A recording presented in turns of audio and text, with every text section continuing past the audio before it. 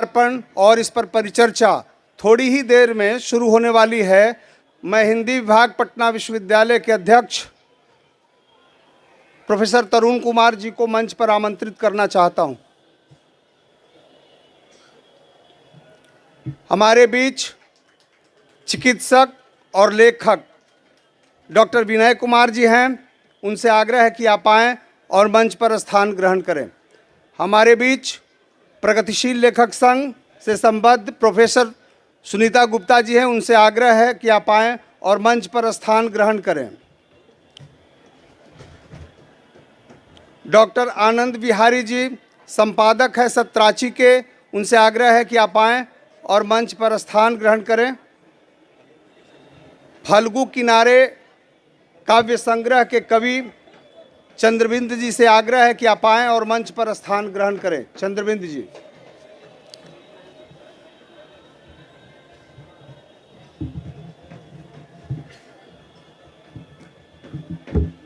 आपसे अनुरोध है कि आप आएं और मंच पर स्थान ग्रहण करें।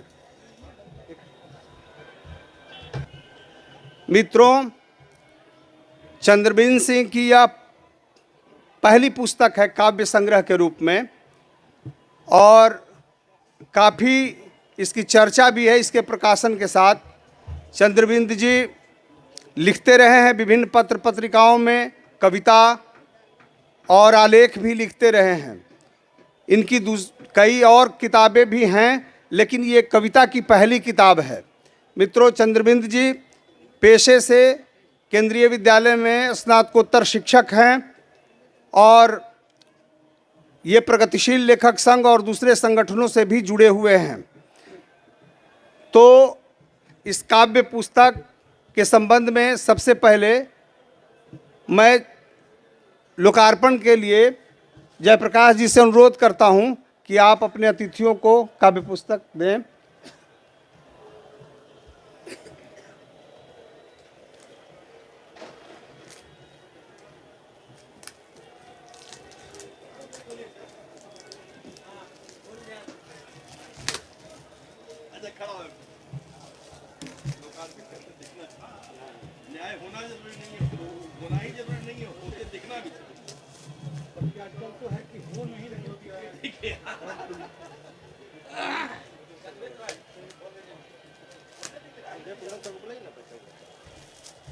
हमारे बीच शायर संजय कुंदन जी हैं। आपसे भी अनुरोध है कि आप आएं, मंच पर आएं।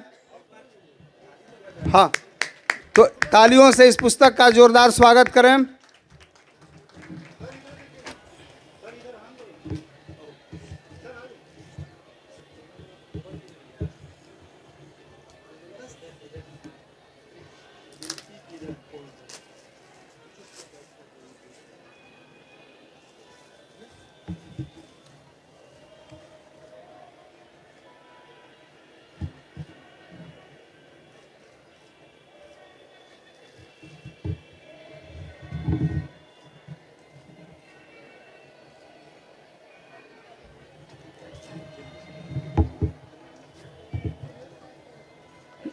मित्रों,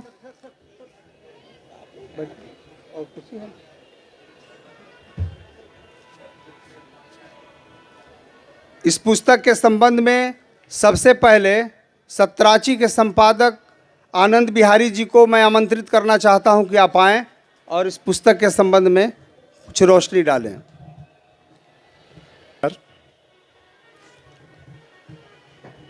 आदरणीय तरुण सर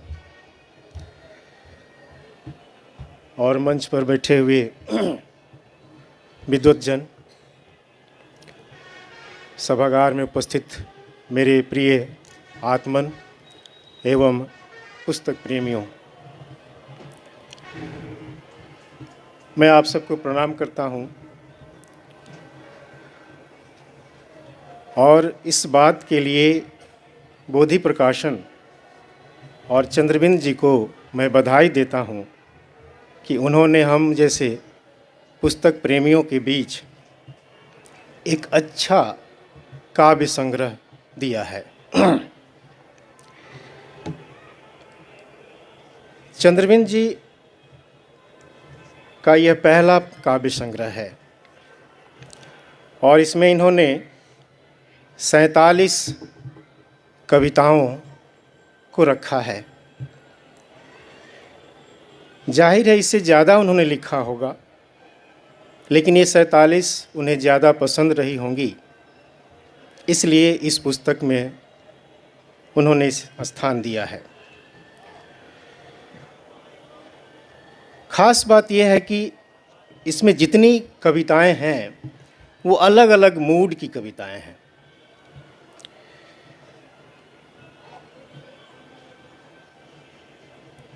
लेकिन एक केंद्रीयता भी बनी हुई है, और जहाँ तक मैं समझ सका हूँ, चंद्रबिन जी ने अपनी कविताओं में एक होने और न होने के बीच का जो फर्क है उसे रेखांकित करने का प्रयास किया है।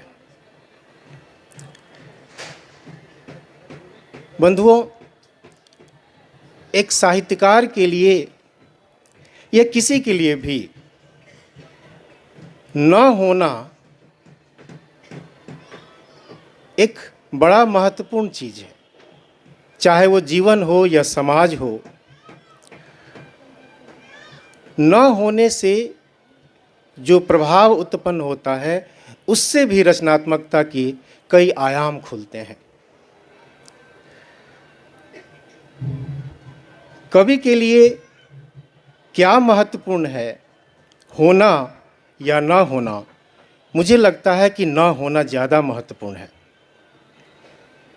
कई बार हम न होने को इतना महत्वपूर्ण मान लेते हैं कि उससे तमाम चीज़ें बनती हुई दिखती हैं और कुछ बिगड़ती हुई भी दिखती हैं। हम सबका प्रयास यही होता है कि जो न है,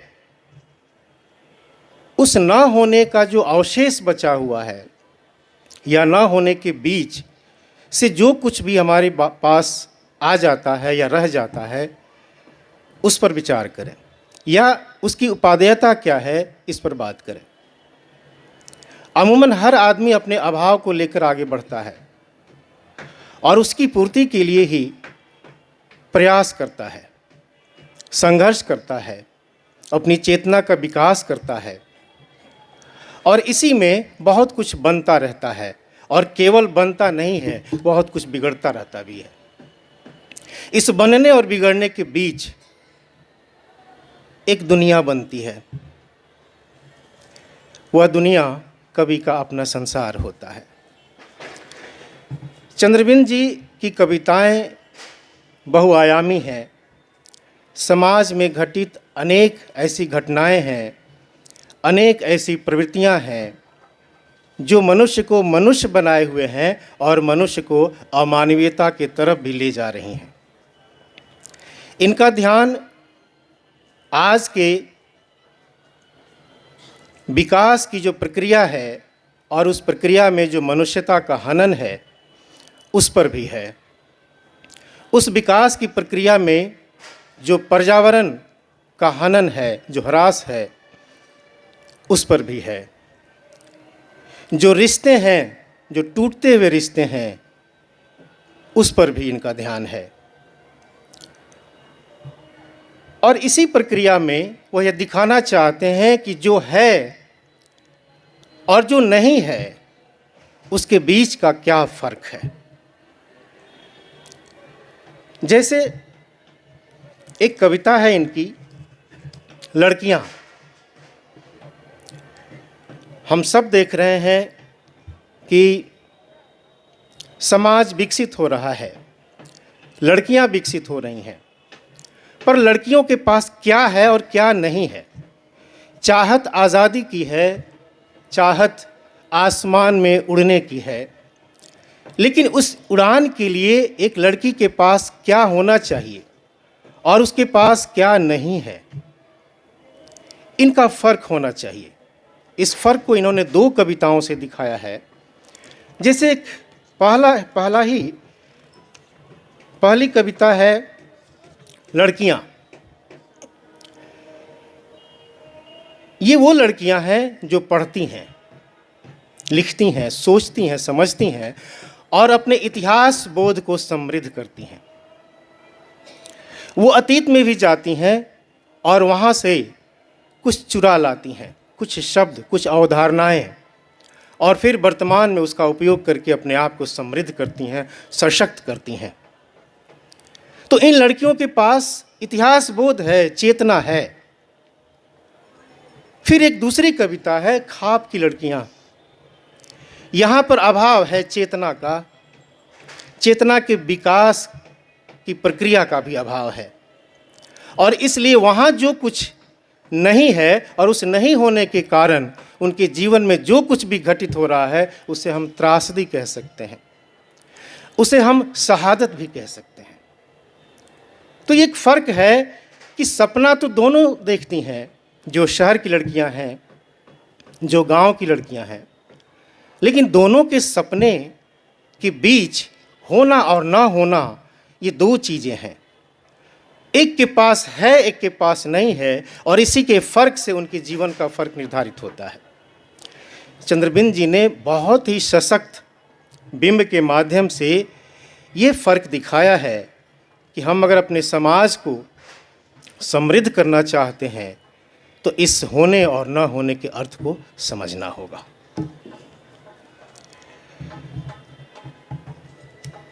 लड़कियां प्रेम की तलाश में निकलती हैं। वो क्या कारण है कि एक लड़की को प्रेम मिलता है और एक को नहीं मिलता? यहाँ भी होने और ना होने का फर्क है। जहाँ प्रेम सफल होता हुआ दिखता है वहाँ निश्चित रूप से चेतना संपन्नता भी दिखाई पड़ती है। मामला चुनाव का है, और चुनाव इतना आसान नहीं होता है। उसके लिए जिस चेतना की आवश्यकता होती है वो जिसके पास है उसका प्रेम फलित होता है। जिसकी चेतना कुंद पड़ी हुई है, विकास का अवसर नहीं पा रही है, वहाँ पे प्रेम असफल होता है। तो यहाँ भी यह दिखता है कि जो है और जो नहीं है उसके बीच का फर्क क्या है और उस फर्क से क्या निर्धारित हो रहा है। दूसरी चीज, चूँकि मैंने कहा कि अलग अलग मूड में लिखी गई कविताएं हैं, दूसरी चीज़ जो दिखाई पड़ती है वहाँ भी ये फ़र्क देखने को मिलता है। माँ का होना और माँ का ना होना, पिता का होना और पिता का ना होना, इन दोनों में भी फ़र्क है। लेकिन माँ है और अपनी पूरी विराट भव्यता के साथ मौजूद है, लेकिन अंततः है वो स्त्री, और इसीलिए उनके पास भी कुछ बंदिशें हैं, कुछ बंधन हैं, और वो बंधन स्त्री होने के कारण है। कवि को यह अजीब लगता है, जो दरों दीवारें नाम की कविता है उसमें इन्होंने दिखाया है कि माँ के पास अनेक अनेक स्तर पर भव्यता है, और ऐसी भव्यता है जिसकी विराटता का कोई अंदाज नहीं लगाया जा सकता। शायद उसी विराटता के कारण हम कहते हैं कि माँ इस धरती पर ईश्वर का प्रतिनिधित्व करती है। माँ ईश्वर का प्रतिनिधित्व करती है, भव्यता धारण करती है, विराटता में मौजूद रहती है, फिर भी दरों दीवारें हैं जो अजीब लगता है। लेकिन माँ इतनी साधारण चीज नहीं है, वो कभी मरती भी नहीं है, और उसका न मरना उसका अस्थाई गुण है, जिसे चंद्रबिंद जी ने बड़ी शिद्दत से रेखांकित किया है। और वो एक घोषणा करते हैं कि माएँ कभी नहीं मरती। ठीक इसी तरह से पिता भी नहीं मरते। पिता चेतना के वाहक हैं, मर कैसे सकते हैं? लेकिन पिता बताते हैं नामक कविता में, जो चंद्रबिंद जी ने बिंब खींचा है और जिन बातों को शिद्दत से रखा है, वो कुछ और भी कहती हैं जो सीधे सीधे हमारे समाज की विकास की प्रक्रिया से जुड़ जाती है। पिता बताते हैं, एक ऐसी कविता है जो बताती है कि हमारे समाज का जो माइंड सेट है वो कैसे क्रिएट होता है, कैसे तैयार होता है। पिता कोई साधारण पद नहीं है।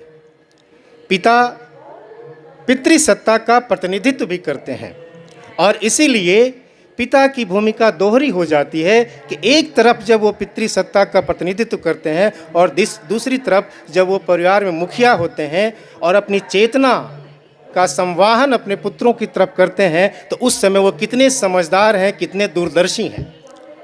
क्योंकि उनका होना, उनका बताना समाज के लिए एक नया माइंडसेट तैयार करता है, चाहे वो लड़की हो या लड़का हो। अगर पिता समझदार हैं, आप सोचें जरा, हमारे समाज में सब जानते हैं कि संप्रदायवाद, जातिवाद एक खतरनाक चीज़ है और इससे जब मुक्त नहीं हो पाते, जब तक मुक्त नहीं होंगे तब तक हम अपने समाज को किसी ऊंचाई तक ले जाने में असमर्थ रहेंगे। बावजूद इसके वह कौन सा कारण है जिससे यह चीज़ें बनी हुई हैं? चंद्रबिंद सिंह की यह कविता पिता बताते हैं, उसका जवाब देती है। जवाब सीधे सीधे नहीं है, वो अपनी रचना प्रक्रिया में है। कविता की जो रचना प्रक्रिया है वह बताती है कि हमारे समाज का माइंड सेट कैसे तैयार होता है। और हम पिता को जब याद करते हैं तो वस्तुतः हम अपने माइंड सेट को ही दोहरा रहे होते हैं।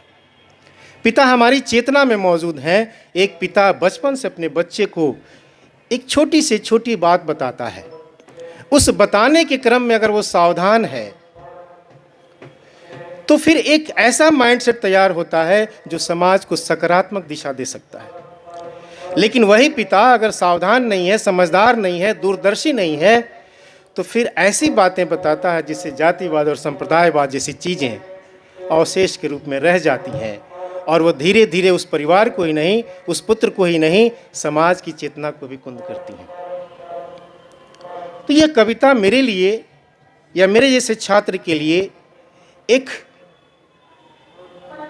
मजबूत स्थिति में इसलिए दिखती है क्योंकि इसमें केवल कवि की भावनाएं नहीं हैं, संवेदनाएं नहीं हैं, इसमें समाज के विकास की एक प्रक्रिया है जिसे हम सबको देखना चाहिए।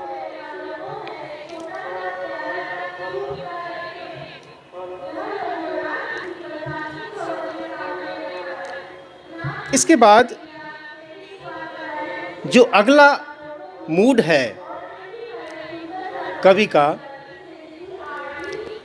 वह विनाश की तरफ है। विनाश का अलग अलग स्तर है। हमारे समाज में विकास के लिए जो प्रक्रिया अपनाई जा रही है वह प्रक्रिया बहुत हद तक पूंजीवाद के सांचे में दिखाई पड़ता है। ये साम्यवाद के लिए प्रयास चलता था और उस समय भी पूंजी पर विशेष जोर दिया जाता था, पूंजी को समझने पर, पूंजी किस तरह से काम करती है उसके ऊपर। बस 2 मिनट। ये तमाम चीज़ें थीं। तो पूंजी का प्रभाव एक लंबे समय से महसूस किया जा रहा है, लेकिन पिछले 25-30 वर्षों में पूंजी ने या पूंजीवाद ने जिस तरह से आपके जनतंत्र को, आपके पर्यावरण को, आपके समाज को और आपके समाज की नैतिक शक्तियों को अपने गिरफ्त में लिया है, उसकी जो रूपरेखा बनती है इस किताब में कई कविताओं में दिखाई पड़ती है। लेकिन जो उसका प्रभाव है वह नदियों के सूखने के रूप में, प्रकृति के नष्ट होने के रूप में, मनुष्यता के हनन के रूप में दिखाई पड़ रहा है। और कई बार ऐसा लगता है कि हमारी तमाम कोशिशें उसके सामने इतनी छोटी हैं कि आने वाले समय में पता नहीं मनुष्य बचेगा भी कि नहीं बचेगा। और इस आशंका को वो एक कविता में दिखाते भी हैं जिसका शीर्षक है कितना बुरा होगा। मैं पंक्तियाँ नहीं रखूँगा, लेकिन वो दिखाते हैं कि तमाम चीज़ें होंगी और इन तमाम चीज़ों में क्या मनुष्य भी होगा। आप आगे सर को सुनेंगे। मैं अपनी समझ के अनुसार जितना जान सका, जितना समझ सका, उसके कुछ पहलुओं को आपसे साझा किया। आपने मुझे बहुत तन्मयता से सुना, इसके लिए मैं शुक्रगुजार हूँ। बहुत बहुत धन्यवाद। बहुत बहुत धन्यवाद आनंद विहारी जी। आपने विस्तार से इनकी कविताओं के बारे में चर्चा की। और मित्रों, ये चंद्रबिंद सिंह की प्रतिबद्धता को उनकी एक कविता है, कवि को और क्या चाहिए। उसकी आखिरी लाइन है कि कवि को कतई नहीं चाहिए कविता की दलाली करने वाले ऐसे प्रकाशकों, संस्थानों, रचनाकारों का साथ जो भाषा की तमीज को अपने बाप दादा की जागीर समझते हैं। तो ये कवि की प्रतिबद्धता है कविता को लेकर, अपने विचारों को लेकर। अब मैं सुनीता गुप्ता जी को आमंत्रित करना चाहता हूं कि आप आएँ और इस पुस्तक पर कुछ प्रकाश डालें। क्या न कहा जाए? नहीं, हाँ जी।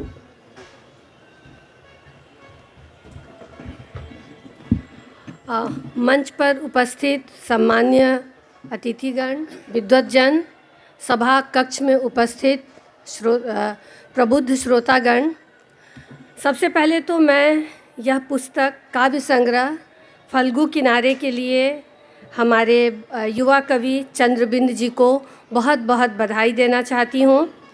पुस्तक मेरे हाथ में है, मैंने इसे उलट पुलट कर देखा है, स्वीकार करती हूँ मैं भी पूरी तरह से नहीं पढ़ पाई हूँ। तो इतना ही कहना चाहूँगी कि कविता को जब मनुष्यता की मातृभाषा कहा जाता है तो तात्पर्य यही होता है कि मातृभाषा की तरह यह आदिम गंधों को संजोए रखती है।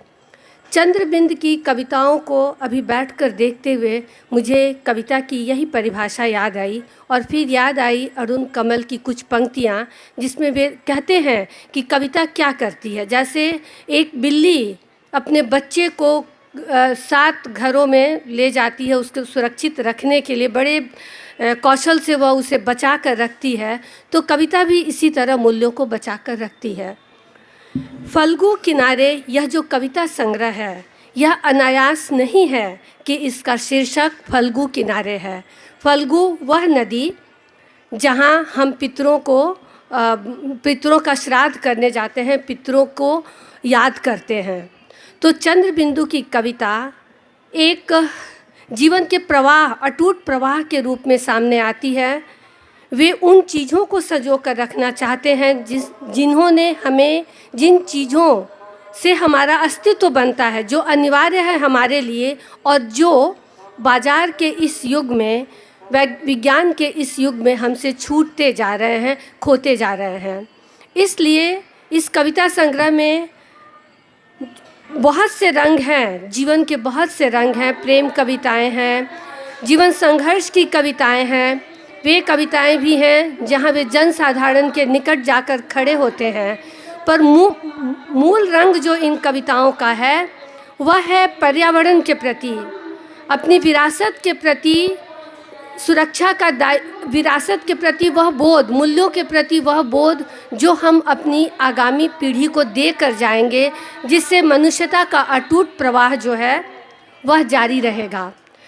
तो यह पर्यावरण के प्रति बोध और स्त्री के प्रति इनकी संवेदनशीलता, ये 2 चीज़ें इस कविता संग्रह में विशेष रूप से ध्यान आकर्षित करती हैं।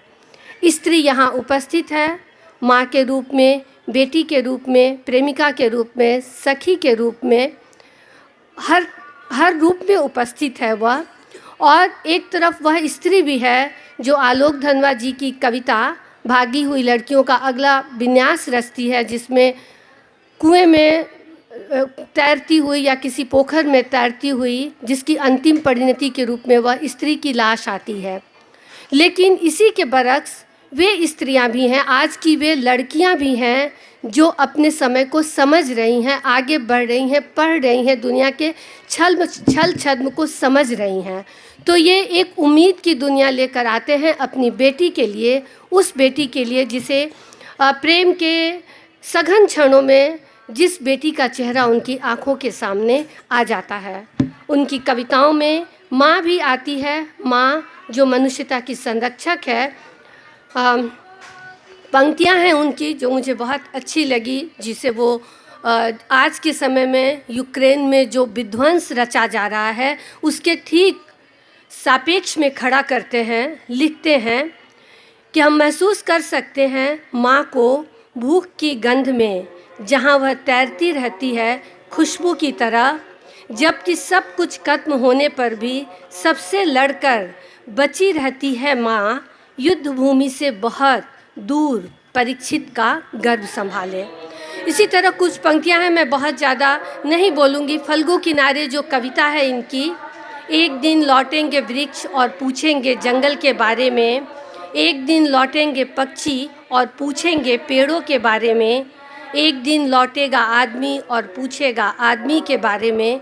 हर चीज़ लौट कर आती है एक दिन लौटेंगे हमारे पुरखे भी पितृपक्ष में फल्गु किनारे, और हमसे पूछेंगे उन सब के बारे में जिन्हें वे छोड़ चले गए थे।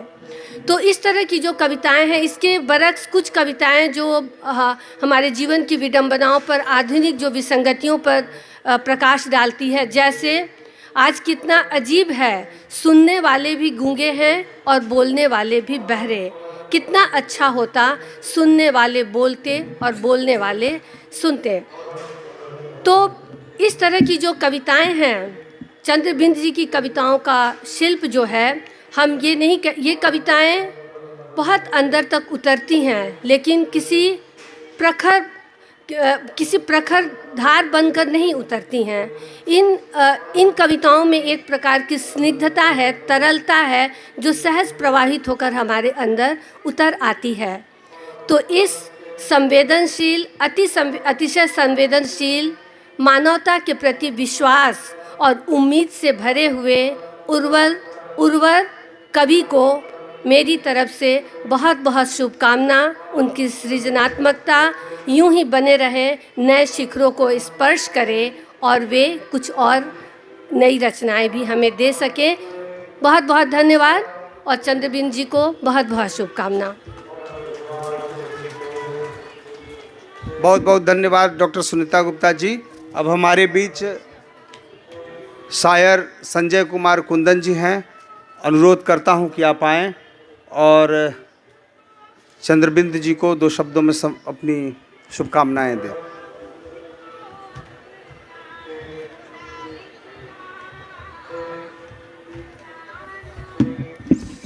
यह एक अचानक का प्रहार था। मैं तो तैयार नहीं था इसके लिए कि इनकी कविताओं पर बोलना है।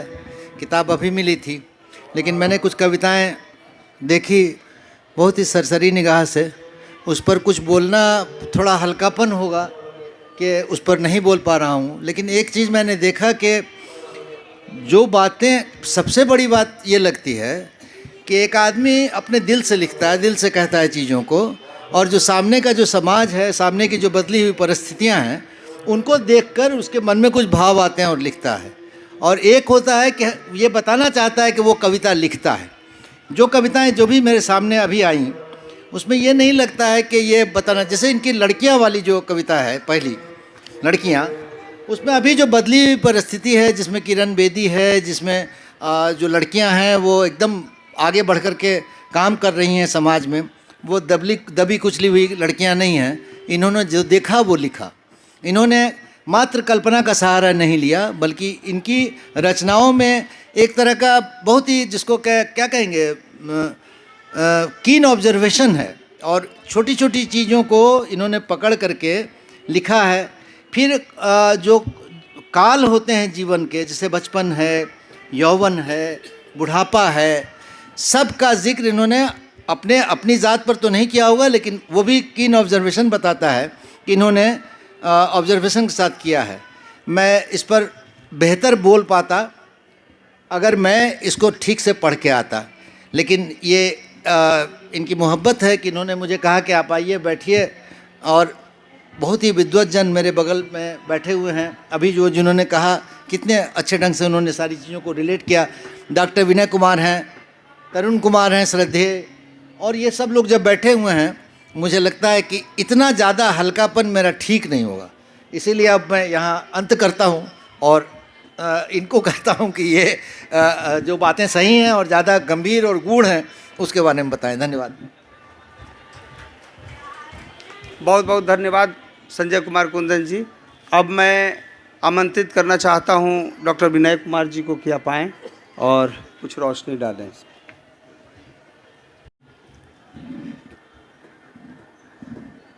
मंच पर आ जाने के बाद कोई सफाई नहीं चलती।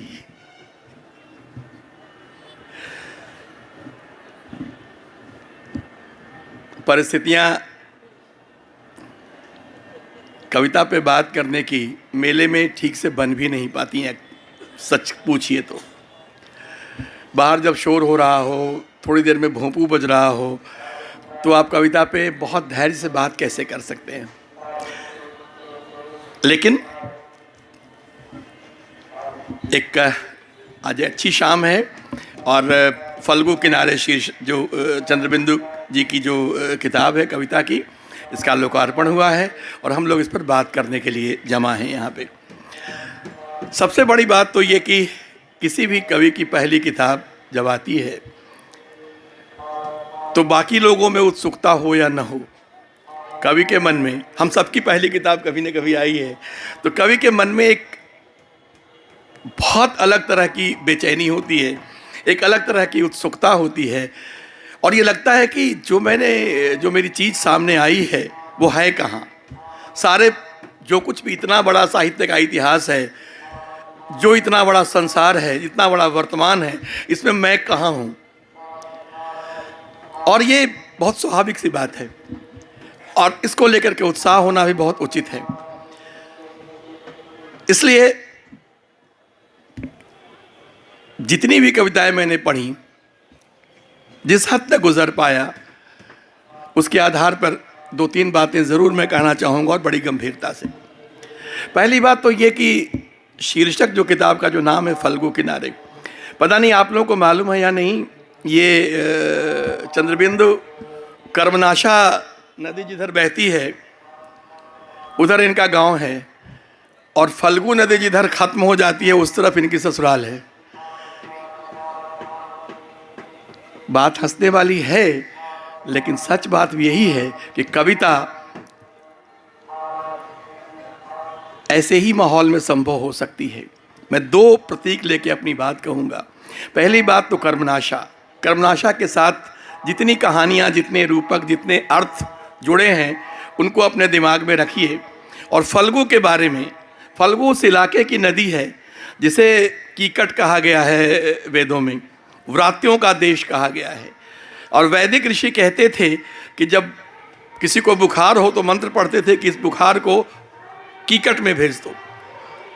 और तो और अशौच के शोधन का ही क्षेत्र माना गया इस इलाके को। आप अगर फल्गु नदी के किनारे में, फल्गु नदी के किनारे जहाँ पे जो फल्गु किनारे कविता इसमें है और जिसमें पुरखों की बात होती है, तो वो जो फल्गु नदी के किनारे से थोड़ा और आगे बढ़िए बोधगया की तरफ, जहाँ मोहना निरंजना नदी बहती है, वहाँ जो धर्मारण्य है, वहाँ पे पितृदान, वहाँ ऐसा नहीं है कि केवल पुरखों का जो पिंडदान होता है वो यहाँ पे होता है, फल्गु नदी किनारे वहाँ भी होता है। और वो भी वैदिक प्रबंध है। आप देख के देखिए कि युधिष्ठिर भी वहाँ आके पिंडदान करते हैं, राम भी पिंडदान करते हैं। यानी मृत्यु से जो अशौच हुआ उसके शोधन का क्षेत्र भी यही।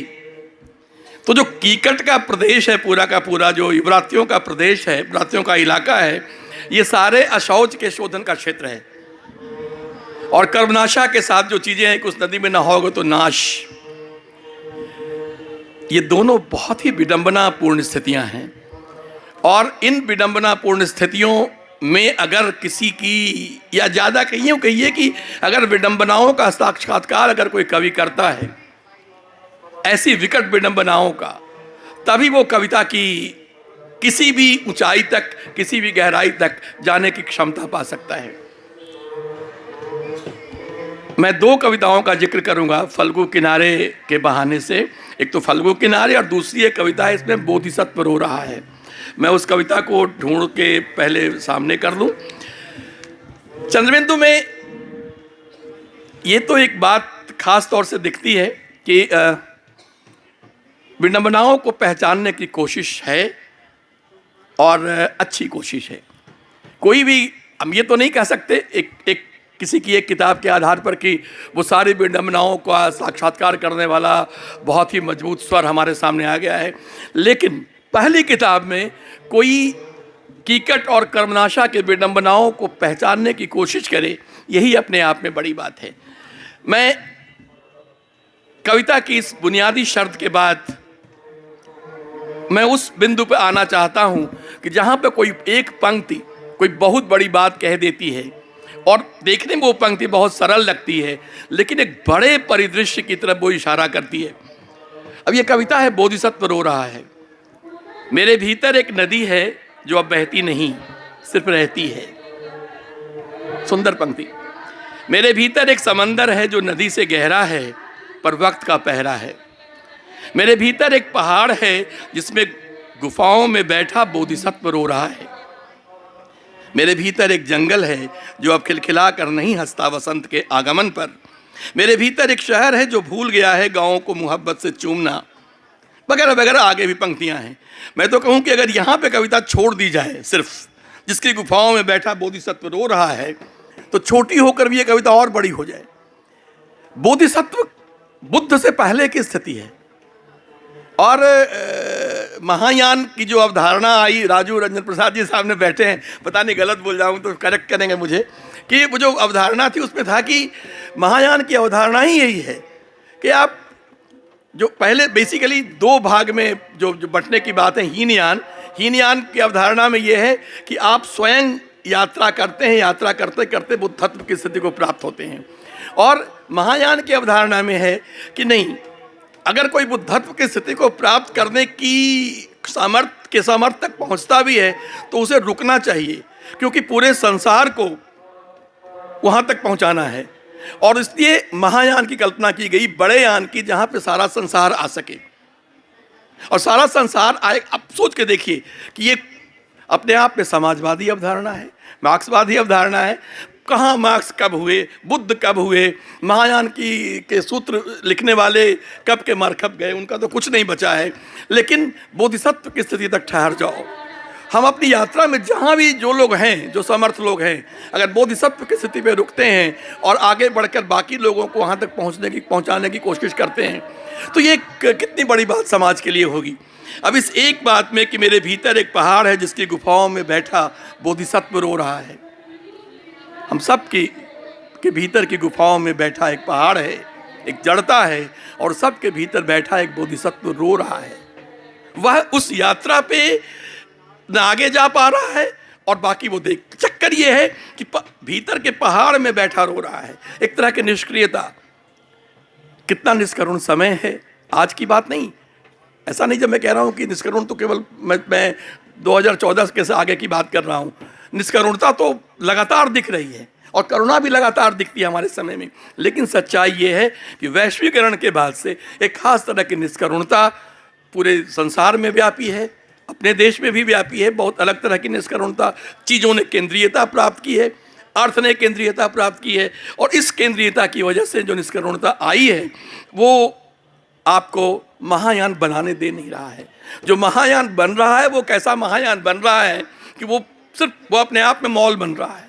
मॉल भी एक महायान है जहां आप जाते हैं और पैसे खर्च करके आते हैं, सुकून नहीं ला सकते, चैन नहीं ला सकते, प्रेम नहीं ला सकते, करुणा नहीं ला सकते, कुछ नहीं ला सकते। तो वो जो जिस महायान की अवधारणा बुद्ध के बाद के चिंतकों ने, नागार्जुन वगैरह ने दी थी, वो कहाँ, वो तो है नहीं। इसलिए मुझे लगता है कि ये बहुत ही खास पंक्ति है और ये इस बात का संकेत देती है, यह पंक्ति या इस कविता का जो पहला हिस्सा है वो कम से कम इस बात का बहुत संकेत है इसमें कि चंद्रबिंदु अपनी यात्रा में उस भूमि पर खड़े हैं जहाँ वो थोड़ा अचेतन में झांक पाते हैं, थोड़ा चेतना के विभिन्न स्तरों की तरफ भी झांक पाते हैं, कुछ इतिहास में झांक पाते हैं, कुछ समय में झांक पाते हैं, और सबको देखते हुए वो एक बिंब गढ़ने का प्रयास करते हैं। और ये एक दरअसल हम लोग सब कविता में सारा जीवन कोशिश ही करते हैं। बड़े से बड़े कवि, मुझे वैन गॉग याद आते हैं, जो कभी अपने काम से संतुष्ट नहीं रहे, हमेशा उनको लगा कि अच्छा ये कोशिश करते हैं, ये कोशिश करते हैं, ये कोशिश करते हैं। तो दरअसल पता नहीं, मैं पूर्ण, जो लोग दुनिया से चले गए उनकी कविताओं को पूर्ण कविता कह के आप कह लीजिए, लेकिन जो जीवित है उनकी कविताओं में सर्वश्रेष्ठ उन्होंने कह दिया, ये कहने की ज़रूरत नहीं, वो सब एक यात्रा में है। तो ये एक बहुत अच्छी यात्रा की तरफ संकेत दिलाने वाली कविता है, और मैं इसके लिए हृदय से बधाई देता हूँ चंद्रबिंदु जी को। माँ को लेकर के जो कविता है, जिसका जिक्र अभी सुनीता जी ने किया, या जो पहली कविता है जो लड़कियाँ, उसमें भी, लेकिन वो, मैं लड़कियाँ कविता को मैं अच्छी कविता मानता हूँ, लेकिन तब भी वो उस अर्थ में मुझे लगता है कि शायद वो समय के हिसाब से, जो जागृति समय में चल रही है, जो कुछ घटित हो रहा है, उस ज्ञान के आधार पर संयोजित कविता है। कविता वहाँ पे बड़ी होती है जो आपके भीतर से फूटती है, वो बात आती है जब सामने, जिसको आप स्वयं भी नहीं जानते हैं। तो ये जो पंक्ति है वो ऐसी ही एक पंक्ति है। और मैं भी चूँकि फल्गु किनारे का ही वासी हूँ, मैं भी एक बुराती हूँ, कीकट का रहने वाला हूँ, और इसको कभी नहीं भूल पाता। अब इसे जो कहिए, लेकिन मेरा ख्याल है कि ये भूलने, याद रखने वाली बात भी है कि इतिहास ने हमें कैसे देखा है। और जब आप अगली पीढ़ी में, पीढ़ी दर पीढ़ी जब आप बड़े होते हैं उस परिवेश में, तो इतिहास के में जो कुछ भी घटित हुआ उसके कुछ ना कुछ प्रभाव तो आप में रह ही जाते हैं। जो एक जेनेटिक लीनिएज है, जो गुणसूत्रों की जो एक धारा है, वो धारा तो आप तक आती ही है। इसलिए कई बार होता है कि भाई जो आरा वाले होंगे वो इस अंदाज में बोलेंगे, मगह वाले इस अंदाज में बोलेंगे, मिथिला वाले बहुत भी गुस्से में आएंगे तो कहेंगे कि यहाँ की करवाई, तो हम है कि टिक्की खैर ले, और इतना प्यार से बोलेंगे, क्या बोलेगा, इसमें झगड़ा कहाँ है यार। हमारे यहाँ तो बिहार में, यूपी और मगध में, आरा में तो प्रेम से भी बोलते हैं, तो कई बार लगता है झगड़ा हो रहा है। तो ये चीज़ें हमारे बीच आती रहती हैं। मैं एक और चुटीली कविता का जिक्र करूँगा, बहुत छोटी सी कविता है इनकी, चेहरा। कुछ चेहरे अजनबी होकर परिचित लगते हैं, कुछ परिचित होकर अजनबी, फ़र्क बस इतना है जिससे देखा उससे मिला नहीं, और जिससे मिला उससे देखा नहीं। बहुत हल्की के, बहुत छोटी सी कविता लगती है, लेकिन कविता कौशल के रूप में यहाँ पे ऐसे खिल के आती है। बहुत सारी ऐसी कविताएं हैं जिसका जिक्र हो सकता है, लेकिन बस शुभकामना इसी बात के लिए कि आज चंद्रबिंदु उस भूमि पे खड़े हैं जहाँ से वो अपने अचेतन की तरफ भी झांक पाते हैं, और अपने जो अवचेतन है, प्री कॉन्शियस है, वहाँ की मटेरियल का भी इस्तेमाल कर पाते हैं, और जो चेतना उनकी है समय के साथ, उसके साथ तो वो खड़े हैं ही। बस इन शब्दों के साथ मैं इनको बहुत बहुत बधाई देता हूँ, और वो अपने भीतर की कर्मनाशा को और ससुराली कीकट की जो चुभन है, उस दंश को बचा कर रखेंगे तो यात्रा आगे होगी, सार्थक होगी और बड़ी होगी। धन्यवाद। बहुत बहुत धन्यवाद डॉक्टर साहब। डॉक्टर साहब एक बड़े मनोचिकित्सक भी हैं, कवि भी हैं और गद्यकार भी हैं, और इन्होंने फल्गु किनारे से कवि की ससुराल का जो रिश्ता है उसको जोड़ा, और फल्गु किनारे ही बोध गया है, बोधिसत्व रो रहा है, कविता के बारे में भी इन्होंने गहराई से और बड़ी विस्तार से इन्होंने चर्चा की। और इस किताब का प्रकाशक बोधि प्रकाशन है, वो भी एक अजीब रिश्ता है इस किताब का। और एक और आवश्यक बात और छोटी बात है कि 3 पैराग्राफ में हमारे समय के सबसे बड़े जनकवि आलोक धनवाद जी ने ब्लर्ब लिखा है, बड़ी पठनीय ब्लर्ब है, 3 पैराग्राफ का है। और इसी के साथ मैं अब कवि चंद्रबिंदु को आमंत्रित करता हूं कि आप आएँ और इस पुस्तक और कविता की अपनी रचना प्रक्रिया, इस पुस्तक की रचना प्रक्रिया के संबंध में संक्षेप में अपनी बात रखें। मंच पर बैठे सभी विद्वत जनों को मेरा नमस्कार, और जो सामने बैठे हुए विद्वान साथी हैं उन सभी को भी मेरा नमस्कार। दरअसल 2019 में जो लॉकडाउन हुआ उसके बाद हमने कविता लिखना शुरू किया, उसके पहले आलोचना से संबंधित कुछ बातें होती थी, यदा कदा मैं समीक्षा लिखा करता था। एक पुस्तक भी मेरी विद्यापति पर आ चुकी थी 2009 में ही। लेकिन कविता से मेरा बहुत ज़्यादा, मैं पाठक रहा हूँ, विद्यार्थी कविता का अच्छा रहा हूँ, लेकिन गद्य ज़्यादा पढ़ता था। लेकिन 19 में पता नहीं क्या बातें आई, कैसे आई, अकेलापन या लॉकडाउन के चलते, और लिखना शुरू किया। लोगों ने उसे सराहना शुरू किया और फिर लिखते हम आगे बढ़ गए। बाद में जो रचना प्रक्रिया में जिन लोगों ने साथ दिया, उसमें सबसे पहले कुमार मुकुल सर बैठे हुए हैं। मैंने सबसे पहला प्रूफ उनको सर को दिया था। उन्होंने उसमें कुछ समुचित सुधार भी कहा, कुछ कविताओं को उन्होंने खारिज कर दिया कि ये कविता नहीं है। फिर हमने उसे हटा भी दिया क्योंकि उनका वो महत्वपूर्ण कवि हैं, समीक्षक भी हैं। फिर कुछ नई कविताओं को भी जोड़ा। उसमें लगभग 6 महीना का समय बीतता चला गया। कुछ और नई कविताएं भी, अच्छी कविताएं आ गई। फिर उसका 1-2 बार प्रूफ रीडिंग हुआ। फिर प्रोफेसर राजू रंजन सर बैठे हुए हैं, भाषा के बड़े विद्वान हैं, कवि भी हैं, इतिहासकार हैं। फिर हमने उनको अंतिम फाइनल प्रूफ रीडिंग सर ने किया, और इस तरह अंततः किताबें सबके बीच आती है। जो कह सकते हैं कि एक कवि के रूप में पालन और पोषण मेरा हुआ, वो आलोक धनवा के सानिध्य में या मार्गदर्शन में हुआ। लेकिन यह दुखद रहा कि थोड़ा कुछ देर पहले उनकी तबीयत थोड़ी सी गड़बड़ा गई थी, जिसके चलते वो नहीं आ पाए यहाँ। तो मैं मात्र 2 कविताएं यहाँ से पढ़ना चाहूँगा, मैं, क्योंकि प्रोफेसर साहब बैठे हुए हैं, उनको सुनना है मैं। एक तो फल्गु किनारे शीर्षक से ही जो कविता है। एक दिन लौटेंगे वृक्ष, एक दिन लौटेंगे वृक्ष और पूछेंगे जंगल के बारे में। एक दिन लौटेंगी नदियाँ और पूछेंगे पहाड़ों के बारे में। एक दिन लौटेंगे पक्षी और पूछेंगे पेड़ों के बारे में। एक दिन लौटेंगी फसलें और पूछेंगी खेतों के बारे में। एक दिन लौटेगा आदमी और पूछेगा आदमी के बारे में। हर चीज़ लौट कर आती है एक दिन। एक दिन लौटेंगे हमारे पुरखे भी पितृपक्ष में फल्गु किनारे, और हमसे पूछेंगे उन सब के बारे में जिन्हें वे छोड़ चले गए थे। एक कविता मैं और पढ़ना चाहूँगा, वो संग्रह के बाहर की कविता है। वो भी छोटी सी कविता है, बड़ी कविता नहीं है। इसका नाम है चिड़ैया टार। इसका भी प्रसंग है कि कुछ दिन पहले ही डॉक्टर विनय कुमार सर से हम और मुकुल सर हम दोनों गाड़ी से ही से जा रहे थे, और ज़बरदस्त बारिश हो रही थी, और हम लोग आपस में बातचीत भी कर रहे थे। पता नहीं कंकड़बाग में पानी कहीं न लग जाए, उससे संबंधित है कविता है, थोड़ा गौर कीजिएगा आप। इसका नाम है चिड़ैया टार। चिड़ैया टार पुल पर है। रात की बारिश में भीजता पटना, रात की बारिश में भीजता पटना हमारी गाड़ी की हेडलाइट में तब्दील हो रहा है लाल, हरे और पीले छींटों में।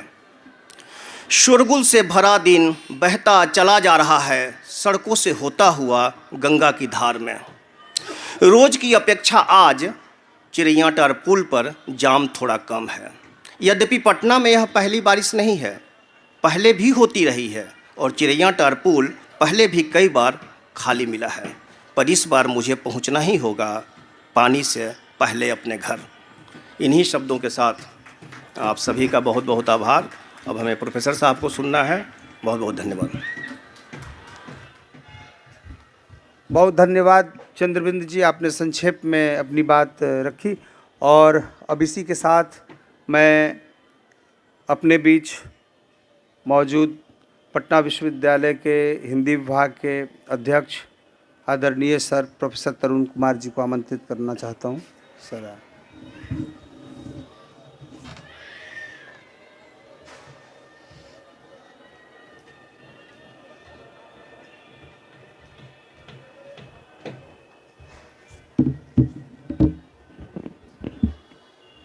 सम्माननीय मित्रों,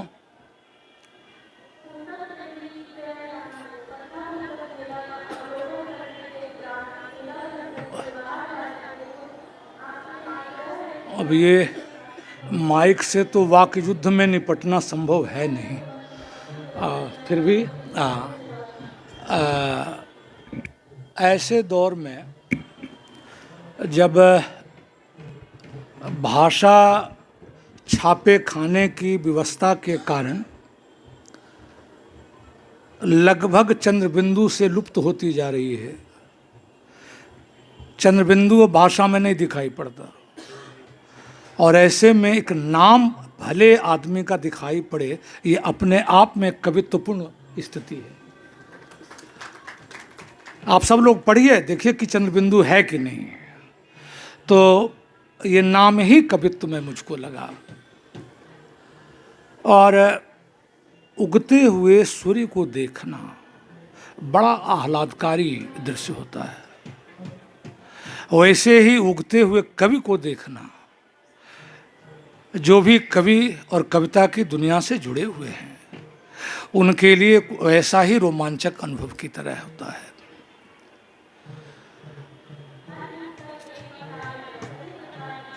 और ये लोकार्पण का समय लोक की शुभाशंसा पाने का समय होता है।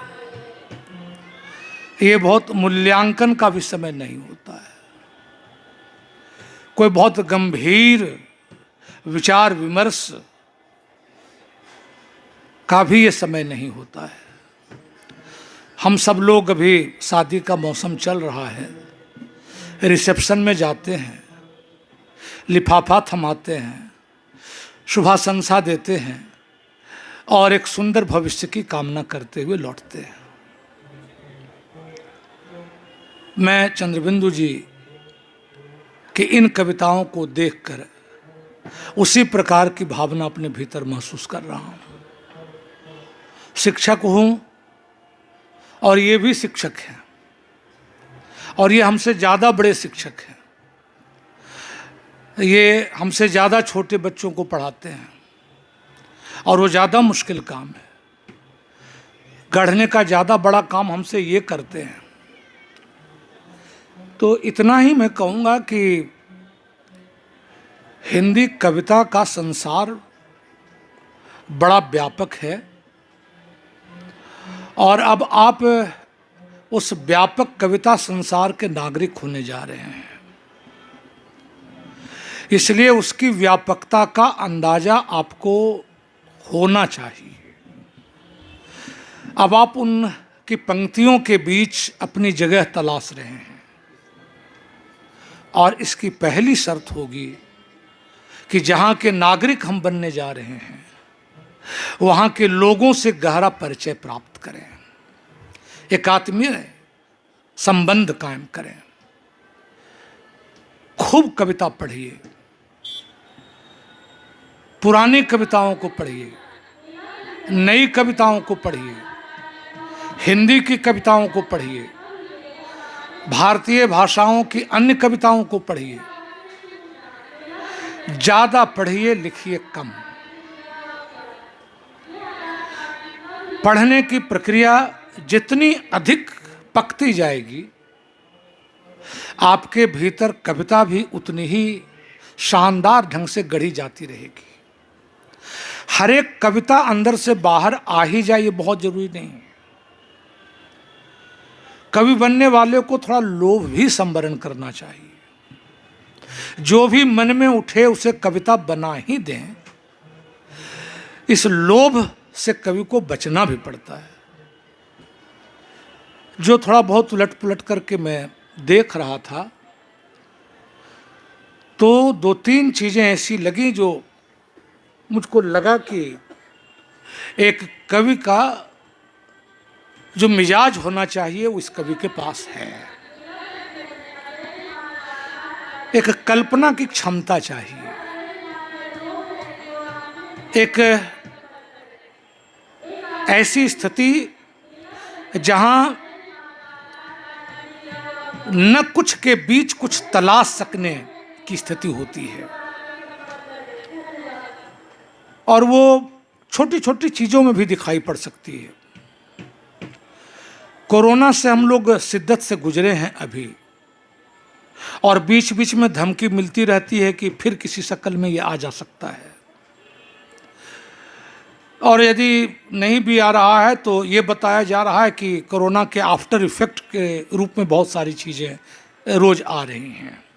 इसमें कविता मैं देख रहा था और उससे लगा कि कवि के पास कल्पना की क्षमता है। और एक बच्चे की कोरोना से बातचीत, ये कविता का शीर्षक है। अब कोरोना एक बीमारी है और उससे एक बच्चा बातचीत कर रहा है, तो ये बातचीत करवाना अपने आप में एक कल्पना, की चीज़ होगी, आप ये सहज ही अंदाज कर सकते हैं, अनुमान कर सकते हैं। बताओ कोरोना, तुम तो पहली बार आए थे, तुम्हें तो अतिथि की तरह रहना चाहिए था, तुम्हारे बारे में पहले कभी सुना भी तो नहीं था। तुम भी तो बच्चे ही थे, कुछ माह पहले ही तो तुम्हारा जन्म हुआ था, फिर तुम कैसे बन गए बच्चों के ही दुश्मन? हमने किसी का क्या बिगाड़ा होगा, हम तो शामिल भी नहीं थे विकास की अंधी दौड़ में, फिर भी छीन लिया था तुमने हमारी किताबें, हमारा स्कूल बैग, हमारी पानी की बोतलें, हमारा टिफिन बॉक्स, हमसे हमारा विद्यालय और खेल का मैदान। इतने से भी तुम कहाँ रुके थे, और फिर हमें पटक दिया था एक ऐसे प्लेटफार्म पर जिससे हमारा न कोई नाता था और न ही हमें वह भाता था। उफ, कितना दुखदाई था संपूर्ण विद्यालय को मोबाइल की एक स्क्रीन से देखना। विषय की बात तो दूर, हम यह भी नहीं समझ पाते थे कि इस स्क्रीन पर मेरा कौन साथी है और कौन नहीं। घंटों बैठने से हमारी आंखें दुखने लगती थीं, कई बार तो लाल लाल हो जाती थीं, मोबाइल की स्क्रीन की तरह। इधर कुछ दिनों से हमारी कक्षा में एक नया शरारती बच्चा आ गया था। वह हमें रोज परेशान करता, यहाँ तक कि शिक्षक को भी नहीं छोड़ता। उसके कारण हर दिन किसी न किसी को डांट सुननी पड़ती। अब तो ऐसा लगने लगा था कि हम कितने सही हैं और कितने गलत, यह हमारे हाथ में नहीं, नेटवर्किंग के हाथ में है। ये कवि कल्पना है और बच्चे के संसार को अच्छी तरह से कविता के भीतर कोरोना से बातचीत के जरिए दाखिल करना है। एक छोटी सी कविता है और कविता का शीर्षक है प्रेम कविताएं। एक छोटी सी कविता है, शीर्षक है प्रेम कविताएं। अच्छी प्रेम कविताएं वे नहीं होती जिनमें दर्ज होती हैं पावन प्रेम की पवित्र कहानियां। अच्छी प्रेम कविताएं वे नहीं होती जिनमें दर्ज होती हैं पावन प्रेम की पवित्र कहानियां। अच्छी प्रेम कविताएं वे होती हैं जिनकी वसीयत में दर्ज होती हैं उन्मुक्त प्रेम की अधूरी कहानियां। मित्रों, कोई भी जगत प्रसिद्ध प्रेम कहानी ऐसी नहीं है जो पूरी हुई हो, और जब वो पूरी हो जाती है तो वो फिर प्रेम कहानी रहती नहीं। लैला मजनू की कहानी या जिसकी भी सीरी फरहाद की कहानी हो, सब अधूरी प्रेम की कहानियां हैं। जहां प्रेम पूरा हुआ कहानी वहीं खत्म हो जाती है। अब ये इस उम्र में इस एहसास से गुजरना, प्रेम को इतने बारीकी से देखना, ये दुनिया बड़ी अजीब है मित्रों। इस दुनिया के अनुसार आप चलिए, जैसे दुनिया कहती है पढ़िए लिखिए नौकरी चाकरी कीजिए बाल बच्चेदार हो जाइए, एक सफल गृहस्थ हो जाइए, कल दुनिया में आपका कोई नाम लेवा पानी देवा नहीं होगा। ये दुनिया कल उसको पूछती है जो आज दुनिया को ठुकराना जानता है। दुनिया के सारे इतिहास में उन्हीं का नाम है जिन्होंने अपने समय में दुनिया को किसी न किसी कोने से लात लगाई थी, ठुकराई थी। जितने सफल लोग हैं उनकी कोई कहानियां नहीं होती, सफल प्रेम की भी कहानियां नहीं होती। राजाओं की कहानियां होती होंगी, तब गया राजा रानी के दिन लदे। तो इन छोटी छोटी चीज़ों को देखने से मुझे एहसास हुआ कि एक अच्छे कवि का उदय हो रहा है, और मैं एक शिक्षक होने के नाते भी और एक कविता के प्रेमी होने के नाते भी और उम्र में कुछ बड़े होने के नाते भी मैं अपनी शुभाशंसा अर्पित करता हूँ बधाई देता हूँ, शुभकामनाएं देता हूँ और आप सब लोग भी इन्हें मन से आशीर्वाद दें और इस बात का हम लोग आगे आने वाले दिनों में गौरव पा सकें कि हम ये कह सकें कि हम उनकी पहली कविता पुस्तक के लोकार्पण में थे और आप कह सकें कि जब लोकार्पण हो रहा था तो मैं भी उसमें दर्शक और श्रोता दीर्घा में बैठा हुआ था। ये गौरव हमको ये आगे दे सकें, हम ऐसी शुभकामना करते हैं। बहुत बहुत धन्यवाद। बहुत बहुत आभार सर। मित्रों, सबसे पहले आप लोगों को बहुत बहुत धन्यवाद। कितने समय तक इस लोकार्पण कार्यक्रम में धैर्य के साथ सुनते रहे और उधर से भी ये एहसास मिलता रहा कि बातें बहुत अच्छी हो रही हैं। इस प्रगतिशील लेखक संघ के आयोजन में पुस्तक चर्चा और लोकार्पण समारोह में हमारे जो वक्तागण हैं, जो मंच पर आसीन हैं, उनका बहुत बहुत आभार, बहुत बहुत धन्यवाद। और सीआरडी के साथियों को, इस पुस्तक मेला समिति के जो सदस्य हैं, उन तमाम लोगों को बहुत बहुत धन्यवाद और ख़ासकर रत्नेश्वर जी को बहुत बहुत धन्यवाद। इसी के साथ इस लोकार्पण कार्यक्रम को यहीं समाप्त किया जाता है। धन्यवाद।